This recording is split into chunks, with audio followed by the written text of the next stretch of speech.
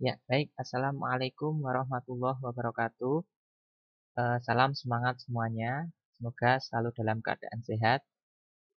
Pada kesempatan kali ini, kita akan bersama-sama belajar tentang kalimat dan kalimat efektif. Nah, apa itu? Ya, mari disimak. Jika nanti ada pertanyaan, silahkan dilanjut di kolom komentar. Kita diskusi bersama. Ya, kita mulai dulu dari pengertian kalimat. Banyak pakar itu memiliki arti atau memiliki konsep tersendiri tentang kalimat. Tapi secara sederhana, kalimat itu dimaknai dari kumpulan kata yang setidaknya terdiri dari dua unsur. Yang pertama itu subjek dan yang kedua adalah predikat. Nah, ketika sebuah kumpulan kata itu sudah memiliki dua unsur ini, subjek dan predikat, maka kata atau gabungan kata itu sudah bisa dimaknai sebagai kalimat. Nah, kalimat itu bisa terbentuk dari satu klausa atau beberapa klausa, gitu ya. Kalau kalimat majemuk itu terdiri dari beberapa klausa, tapi kalau kalimat tunggal itu hanya terdiri dari satu klausa. Nah, jika dalam wujud lisan itu bukti kalimat ditandai dengan titik nada, kemudian ada jeda, kemudian diakhiri dengan intonasi final atau kesenyapan.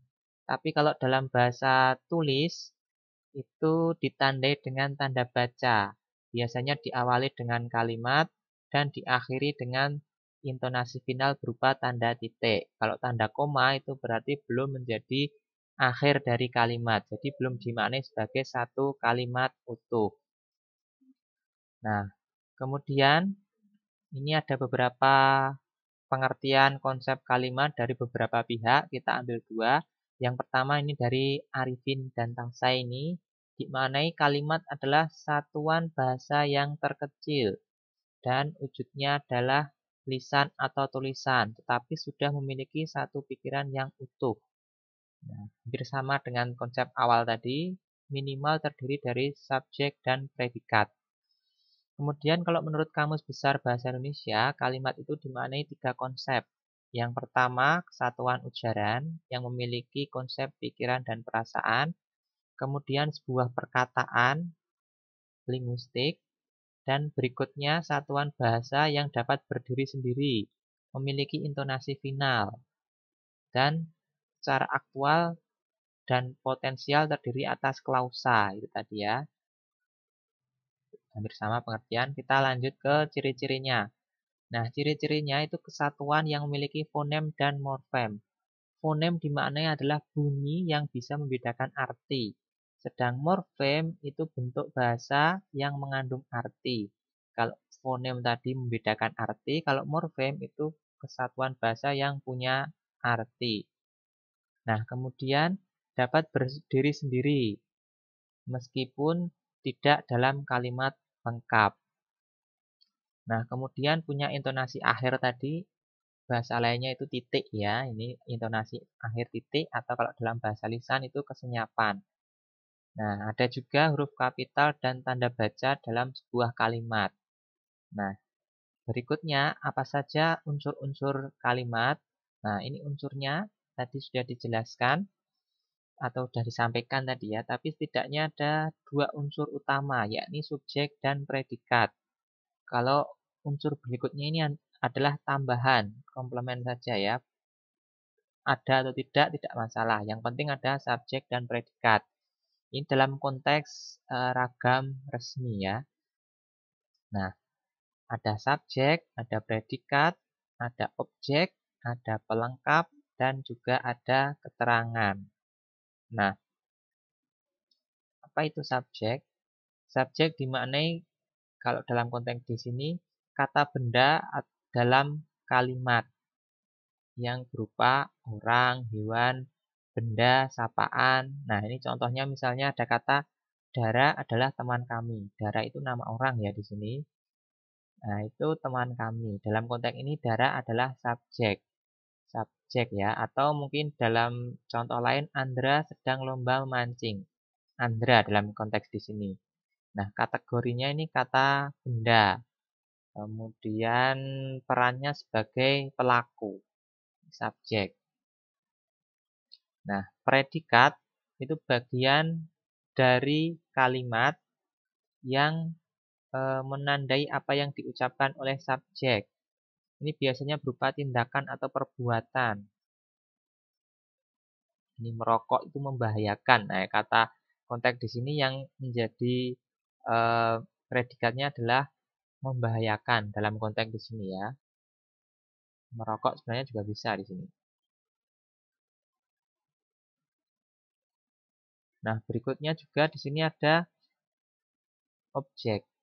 Objek itu apa yang dibicarakan, topik yang menjadi bahan pembicaraan. Misalnya di sini Habi membeli roti di warung. Nah, roti di sini sebagai objek. Objek itu dimaknai juga sebagai penderita. Kalau subjek tadi dimaknai sebagai pelaku, predikat itu tindakan, kalau objek itu penderitanya. Nah, kelas katanya atau kategorinya adalah kata benda. Kemudian ada juga pelengkap di sini. Nah, pelengkap ini hampir mirip seperti objek. Ini pengertiannya bagian frasa verbal yang membuatnya menjadi predikat lengkap dalam sebuah klausa. Contoh sederhananya, ibu membelikan adik buku di Gramedia. Nah, kata buku di sini bukan objek ya, karena objeknya di sini adalah adik. Nah, buku melengkapi objek adik. Kalau bedanya pelengkap dan objek, kalau objek itu bisa menjadi subjek dalam kalimat pasif. Sedangkan kalau pelengkap itu tidak bisa. Contohnya di sini adik dibelikan ibu buku. Nah, buku tetap ya posisinya tidak bisa menjadi subjek. Maka di sini sebagai pelengkap.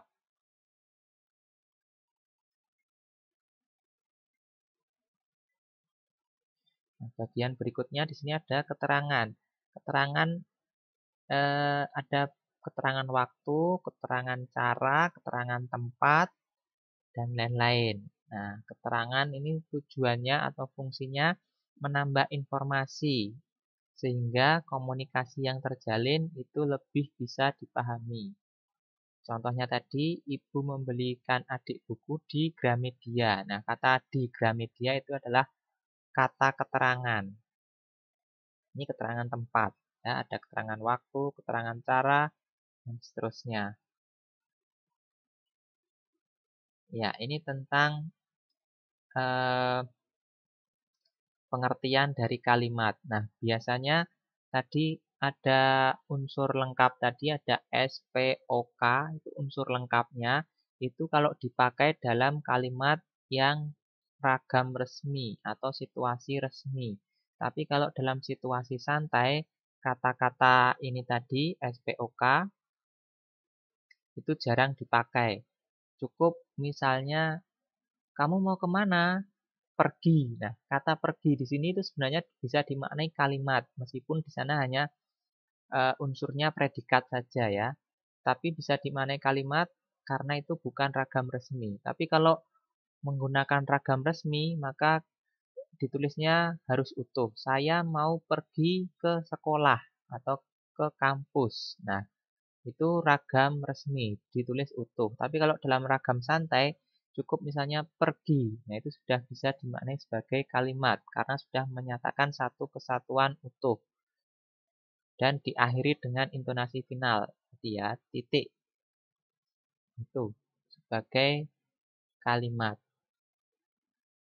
Nah, untuk ciri-cirinya dari per tiap item nanti bisa kita bicarakan di bagian selanjutnya atau di pembahasan berikutnya.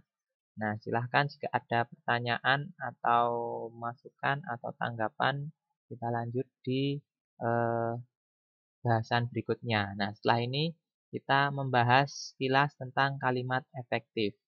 Ya, terima kasih sudah menyimak.